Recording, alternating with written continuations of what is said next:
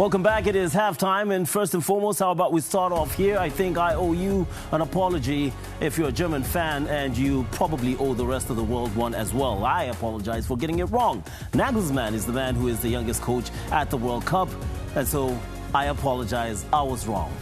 This is your opportunity to apologize if you're a German fan and you're sitting there and you thought it would be an easy walk in the park against Ecuador, although 3 points will be easily earned, because Ecuador have proved that that is not the case. In fact, not only have they come out and played a half that has stunned us, but it's a half that keeps their hopes well within reach of making it past this group stage. And that's what we want to talk about right now.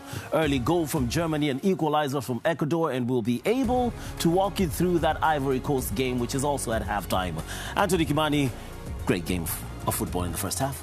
Yes, I think it could have been very, very impressive. We all thought that this was going to be a walk in the park, me included, for this German side. And especially once we saw how they had lined up today with, their A squad, or rather their first team squad was the one that Nagelsmann decided to field today. So we thought it was going to be easy pickings for them, but the Ecuadorians had other ideas. I'm very impressed with how they've set up defensively. They've been very, very compact, and they've made it very difficult for the Germans to create any, goal-scoring opportunities. But going forward, I think, is what has stood out for me today. I think they've been going forward with a purpose. They look more intent in trying to hurt this German side, and more so from the flanks. We said earlier on that that's where the spaces will be, and I like what Angulo has been doing. Anytime he gets the opportunity to drive forward, and face those German defenders, he's not failed to do exactly that. And we saw from the goal that he scored. I think Yeboah has also been very, very impressive. Of course, he's been cutting in, but coming towards where there's a lot of traffic.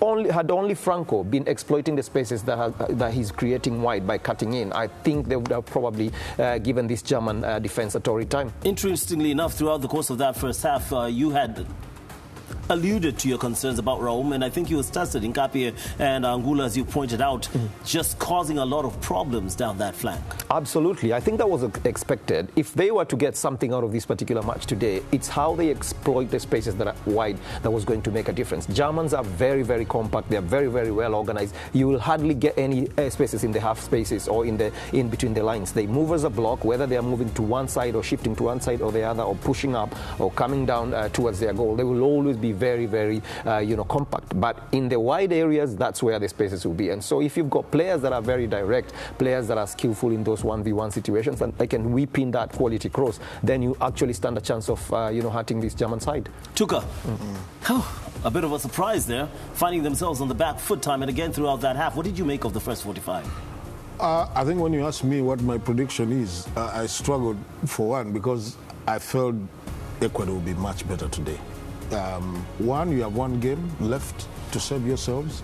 So if you can't give it a fight, then you don't deserve to be at the World Cup. And probably all your players don't deserve to play at the highest level. So I thought they would give it a fight. They'll be competitive, which they have been. I think what has lacked in the game is what I always say. I thought the quality. If they had a bit more quality than what they have, I think they could easily be leading this game by probably 2-1, because there was a period of about 5-10 minutes when they were in charge going at this German team. And unlike you asked about Ram, but I felt they more capitalized on Kimmich's side, because I feel Joshua Kimmich, because of his age, he's slower now. Hincapi felt we go at him and see what we can get out of there. And it's exactly what they did. Good goal they scored, and I think they'll feel confident and a good feel factor going to the half-time to come back in the second half. The only problem is when you play as well as they did and you still level with a team better than you, it's a bit of a demoralizing factor, I feel.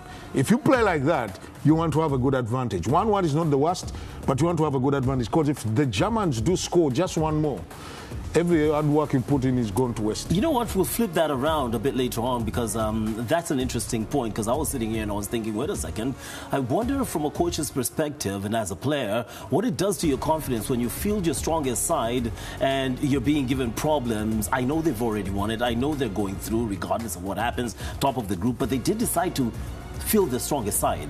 So you would expect a good reaction. Could this have any effect on them? That's something Anthony Kimani will answer. But first, how about we show you that half in numbers. The number that really does matter is at the very top of that screen. In a second, it is 1-1. Ecuador up against Germany. Early goals as well. Quick reaction from Ecuador, which is a boost to them.